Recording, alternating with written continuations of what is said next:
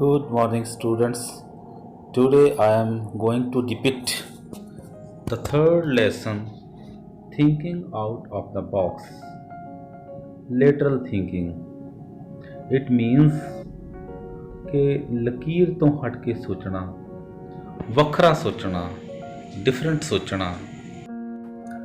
There are two stories in this lesson, and I will describe one story today. This is an interesting story, so let us start. Many years ago, in a small Indian village, a farmer had the misfortune of owing a large sum of money to a village moneylender. ਕਿ ਭਾਰਤ ਦੇ ਇੱਕ ਪਿੰਡ ਵਿੱਚ ਇੱਕ ਕਿਸਾਨ ਨੇ ਸ਼ਾਹੂਕਾਰ ਕੋਲੋਂ ਵੱਡੀ ਰਕਮ ਜਿਹੜੀ ਆ ਬਦਕਿਸਮਤੀ ਨਾਲ ਫੜੀ ਹੋਈ ਸੀ. The money lender, who was an old and ugly, fancied the farmer's beautiful daughter. ਜਿਹੜਾ ਸ਼ਾਹੂਕਾਰ ਸੀਗਾ ਉਹ ਬੁੱਢਾ ਅਤੇ ਬੜਾ ਬਦਸੂਰਤ ਸੀਗਾ ਜੋ ਕਿ ਕਿਸਾਨ ਦੀ ਪੁੱਤਰੀ ਦੇ ਉੱਤੇ ਮੋਹਿਤ ਹੋ ਗਿਆ. So he proposed a bargain. ਇਸ ਕਰਕੇ ਉਸਨੇ ਇੱਕ ਸੌਦੇਬਾਜ਼ੀ ਕਰਨ ਦੀ ਕੋਸ਼ਿਸ਼ ਕੀਤੀ. He said he would forgo the farmer's debt. ਉਸਨੇ ਕਿਹਾ ਕਿ ਉਹ ਕਿਸਾਨ ਦਾ ਕਰਜ਼ਾ ਮਾਫ ਕਰ ਦੇਵੇਗਾ if he could marry the farmer's daughter, ਜੇ ਉਹ ਕਿਸਾਨ ਆਪਣੀ ਪੁੱਤਰੀ ਦਾ ਵਿਆਹ ਉਸ ਨਾਲ ਕਰ ਦਿੰਦਾ ਹੈ. ਬੋਥ ਦ ਫਾਰਮਰ ਐਂਡ ਹਿਸ ਡਾਟਰ ਵਰ ਹੌਰੀਫਾਈਡ ਬਾਈ ਦ ਪ੍ਰਪੋਜ਼ਲ. ਸ਼ਾਹੂਕਾਰ ਦੇ ਇਸ ਪ੍ਰਪੋਜ਼ਲ ਨੂੰ ਲੈ ਕੇ ਕਿਸਾਨ ਅਤੇ ਉਸ ਦੀ ਪੁੱਤਰੀ ਭੈਭੀਤ ਹੋ ਗਏ. So the cunning money lender suggested that they let providence decide the matter. ਇਸ ਕਰਕੇ ਸ਼ਾਹੂਕਾਰ ਨੇ ਸੁਝਾਅ ਦਿੱਤਾ ਕਿ ਆਪਾਂ ਇਸ ਗੱਲ ਨੂੰ ਕਿਸਮਤ ਉੱਤੇ ਛੱਡ ਦਿੰਦੇ ਹਾਂ.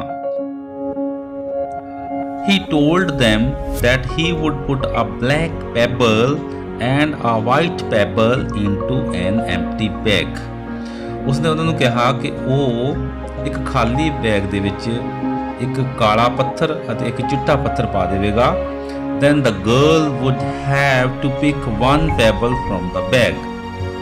ਤੇ ਲੜਕੀ ਨੂੰ ਉਸ ਬੈਗ ਵਿੱਚੋਂ ਇੱਕ ਪੱਥਰ ਚੁੱਕਣਾ ਪਵੇਗਾ. If she picked the black pebble, ਜੇ ਉਹ ਕਾਲਾ ਪੱਥਰ ਚੁੱਕ ਲੈਂਦੀ ਹੈ, she would become his wife and her father's debt would be written off. ਜੇ ਉਹ ਕਾਲਾ ਪੱਥਰ ਚੁੱਕ ਲੈਂਦੀ ਹੈ ਤਾਂ ਉਸ ਨੂੰ ਉਸ ਨਾਲ ਵਿਆਹ ਕਰਨਾ ਪਵੇਗਾ ਅਤੇ ਉਸ ਦੇ ਪਿਤਾ ਦਾ ਕਰਜ਼ਾ ਮਾਫ ਕਰ ਦਿੱਤਾ ਜਾਵੇਗਾ. If she picked the white pebble, she need not marry him. ਜੇਕਰ ਉਹ ਚਿੱਟਾ ਪੱਥਰ ਚੱਕ ਲੈਂਦੀ ਹੈ ਤਾਂ ਉਸ ਨੂੰ ਸ਼ਾਹੂਕਾਰ ਨਾਲ ਵਿਆਹ ਕਰਨ ਦੀ ਜ਼ਰੂਰਤ ਨਹੀਂ. And her father's debt would still be written off. ਫਿਰ ਵੀ ਉਸ ਦੇ ਪਿਤਾ ਦਾ ਕਰਜ਼ਾ ਮਾਫ ਕਰ ਦਿੱਤਾ ਜਾਵੇਗਾ. But if she refused to pick a pebble, ਜੇ ਉਹ ਪੱਥਰ ਚੁੱਕਣ ਤੋਂ ਇਨਕਾਰ ਕਰ ਦਿੰਦੀ ਹੈ, her father would be thrown into jail. ਉਸ ਦੇ ਪਿਤਾ ਨੂੰ ਜੇਲ੍ਹ ਵਿੱਚ ਸੁੱਟ ਦਿੱਤਾ ਜਾਵੇਗਾ. They were standing on a pebble-strewn path in the farmer's field. ਉਹ ਕਿਸਾਨ ਦੇ ਖੇਤਾਂ ਵਿੱਚ ਪਥਰੀਲੇ ਰਸਤੇ ਤੇ ਖੜੇ ਸਨ. As they talked, the money lender bent over to pick up two pebbles. ਸ਼ਾਹੂਕਾਰ ਜਿਹੜਾ ਝੁਕਿਆ ਅਤੇ ਗੱਲਾਂ ਕਰਦਿਆਂ ਕਰਦੇ ਉਸਨੇ ਦੋ ਪੱਥਰ ਬੈਗ ਵਿੱਚ ਪਾ ਲਏ. As he picked them up, ਜਿਵੇਂ ਉਹਨੇ ਪੱਥਰਾਂ ਨੂੰ ਚੁੱਕਿਆ, the sharp-eyed girl noticed that ਉਹ ਤੇਜ਼ ਤਰਾਰ ਅੱਖਾਂ ਵਾਲੀ ਕੁੜੀ ਨੇ ਇਹ ਧਿਆਨ ਦੇਖ ਲਿਆ. He had picked up two black pebbles and put them into the bag. ਕਿ ਉਸਨੇ ਦੋ ਪੱਥਰ ਕਾਲੇ ਪੱਥਰ ਚੁੱਕ ਕੇ ਬੈਗ ਵਿੱਚ ਪਾ ਲਏ ਹਨ. He then asked the girl to pick a pebble from the bag. ਹੁਣ ਉਸਨੇ ਕੁੜੀ ਨੂੰ ਬੈਗ ਵਿੱਚੋਂ ਪੱਥਰ ਚੁੱਕਣ ਲਈ ਕਿਹਾ.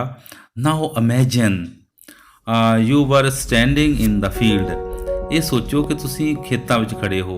What would you have done? ਤੁਸੀਂ ਉਦੋਂ ਕੀ ਕਰਦੇ? If you had been a girl, ਜੇ ਤੁਸੀਂ ਉਹ ਲੜਕੀ ਹੁੰਦੇ. If you had to advise her, what would you have told her? ਜੇ ਤੁਹਾਨੂੰ ਸਲਾਹ ਦੇਣ ਲਈ ਕਿਹਾ ਜਾਂਦਾ ਤਾਂ ਤੁਸੀਂ ਉਸ ਲੜਕੀ ਨੂੰ ਕੀ ਸਲਾਹ ਦਿੰਦੇ? Carefully analyze would produce three possibilities. ਧਿਆਨਪੂਰਵਕ ਵਿਸ਼ਲੇਸ਼ਣ ਨਾਲ ਤਿੰਨ ਸੰਭਾਵਨਾਵਾਂ ਨਿਕਲਦੀਆਂ ਹਨ. The girl should refuse to take a pebble. ਲੜਕੀ ਜਿਹੜੀ ਆ ਉਹ ਪੱਥਰ ਚੁੱਕਣ ਤੋਂ ਇਨਕਾਰ ਕਰ ਦੇਵੇ. The girl should show that there were two black pebbles in the bag and exposes the money lenders as a cheat। ਜਾਂ ਉਹ ਕੁੜੀ ਜਿਹੜੀ ਆ ਉਹ ਇਹ ਦਿਖਾ ਦੇਵੇ ਕਿ ਬੈਗ ਦੇ ਵਿੱਚ ਦੋ ਪੱਥਰ ਆ ਤੇ ਦੋਵੇਂ ਹੀ ਕਾਲੇ ਆ, ਤੇ ਇਸ ਤਰ੍ਹਾਂ ਉਹ ਮਨੀ ਲੈਂਡਰ ਜਿਹੜਾ ਸ਼ਾਹੂਕਾਰ ਜਿਹੜਾ ਉਹਨੂੰ ਉਹਦੇ ਧੋਖੇ ਨੂੰ ਸਾਹਮਣੇ ਲੈ ਆਵੇ। The girl should pick a black pebble, ਕੁੜੀ ਕਾਲਾ ਪੱਥਰ ਚੁੱਕ ਲਵੇ and sacrifice herself in order to save her father, ਤੇ ਉਹ ਆਪਣੇ ਪਿਤਾ ਵਾਸਤੇ ਕੁਰਬਾਨੀ ਦੇ ਦੇਵੇ ਫਰਾਮ ਡੈਬਟ ਐਂਡ ਇੰਪ੍ਰੈਸ਼ਨਮੈਂਟ, ਅਤੇ ਉਸ ਦਾ ਕਰਜ਼ਾ ਹੀ ਮਾਫ ਹੋ ਜਾਵੇ ਤੇ ਉਸ ਨੂੰ ਜੇਲ੍ਹ ਤੋਂ ਜਾਣ ਤੋਂ ਵੀ ਬਚ ਜਾਵੇ। Take a moment to ponder over the story, ਕੁਝ ਪਲ ਲਈ ਇਸ ਕਹਾਣੀ ਬਾਰੇ ਸੋਚੋ। The above story is used with the hope that it will make us appreciate the difference between literal and logical thinking। ਕਿ ਇਹ ਕਹਾਣੀ ਇਸ ਆਸ ਨਾਲ ਦਰਸਾਈ ਜਾ ਰਹੀ ਹੈ ਕਿ ਆਪਾਂ ਨੂੰ ਪਤਾ ਲੱਗ ਸਕੇ ਕਿ ਮਤਲਬ ਲਿਟਰਲ ਥਿੰਕਿੰਗ ਲੀਕ ਤੋਂ ਹਟ ਕੇ ਸੋਚਣ ਅਤੇ ਪੁਰਾਣੇ ਢੰਗ ਨਾਲ ਸੋਚਣ ਦੇ ਵਿੱਚ ਫਰਕ ਕੀ ਆ। The girl's dilemma cannot be solved with the traditional logical thinking. ਉਸ ਕੁੜੀ ਦੀ ਜਿਹੜੀ ਦੁਵਿਧਾ ਆ ਉਹ ਪੁਰਾਣੇ ਢੰਗ ਨਾਲ ਜਿਹੜੀ ਆ ਉਹ ਹੱਲ ਨਹੀਂ ਹੋ ਸਕਦੀ। ਥਿੰਕ ਆਫ ਦਾ ਕੌਨਸੀਕੁਐਂਸ, ਇਸ ਦੇ ਨਤੀਜਿਆਂ ਬਾਰੇ ਸੋਚੋ। If she choose the above logical answer, ਜੇ ਉਪਰੋਕਤ ਜਿਹੜੇ ਆ ਤਿੰਨ ਉੱਤਰ ਜਿਹੜੇ ਉਹਨਾਂ ਚੋਂ ਕੋਈ ਚੁਣ ਲੈਂਦੀ ਆ, that would you recommend the girl to do, ਤੁਸੀਂ ਕਿਹੜਾ ਉੱਤਰ ਚੁਣੋਗੇ। This is what the girl actually did, ਤੇ ਉਸ ਕੁੜੀ ਨੇ ਅਸਲ ਵਿੱਚ ਕੀ ਕੀਤਾ। The girl put her hand into the money bag, ਉਸ ਕੁੜੀ ਨੇ ਮਨੀ ਬੈਗ ਵਿੱਚ ਆਪਣਾ ਹੱਥ ਪਾਇਆ and drew out a pebble, ਅਤੇ ਉਸਨੇ ਇੱਕ ਪੱਥਰ ਕੱਢ ਲਿਆ।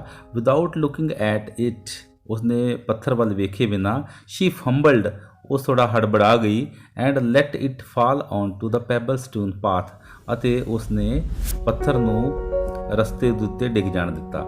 where it immediately became lost among all the other pebbles, ਅਤੇ ਉਹ ਤੁਰੰਤ ਹੀ ਦੂਜੇ ਪੱਥਰਾਂ ਦੇ ਨਾਲ ਰਲ ਗਿਆ। ਓਹ ਹਾਊ ਕਲਮਸੀ ਆਫ ਮੀ, ਓਹ ਮੇਰੇ ਕੋਲੋਂ ਕਿੰਨੀ ਬੁਰੀ ਗਲਤੀ ਹੋ ਗਈ। she said, ਉਸਨੇ ਕਿਹਾ।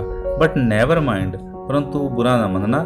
if you look into the bag for the one that is left, ਜੇ ਤੁਸੀਂ ਥੈਲੇ ਦੇ ਵਿੱਚ ਵੇਖੋ ਕਿ ਕਿਹੜਾ ਪੱਥਰ ਰਹਿ ਗਿਆ ਹੈ, you will be able to tell which pebble I picked, ਫਿਰ ਤੁਸੀਂ ਇਹ ਵੇਖ ਸਕੋਗੇ ਕਿ ਮੈਂ ਕਿਹੜਾ ਪੱਥਰ ਚੁੱਕਿਆ ਸੀ।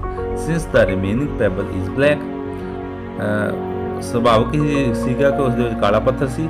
It must be assumed that she had picked the white one, ਇਸ ਕਰਕੇ ਇਹ ਮੰਨ ਲਿਆ ਗਿਆ ਕਿ ਉਸਨੇ ਚਿੱਟਾ ਪੱਥਰ ਚੁੱਕਿਆ ਸੀ।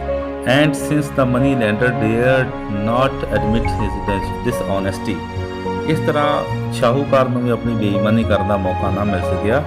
The girl changed what seemed an impossible situation, ਤੇ ਲੜਕੀ ਨੇ ਅਸੰਭਵ ਨਜ਼ਰ ਆਉਣ ਵਾਲੀ ਸਿਚੁਏਸ਼ਨ ਨੂੰ ਬਦਲ ਦਿੱਤਾ into an extremely advantageous one, ਜਿਹੜੀ ਕਿ ਉਸ ਵਾਸਤੇ ਬਹੁਤ ਲਾਭਕਾਰੀ ਹੋਈ।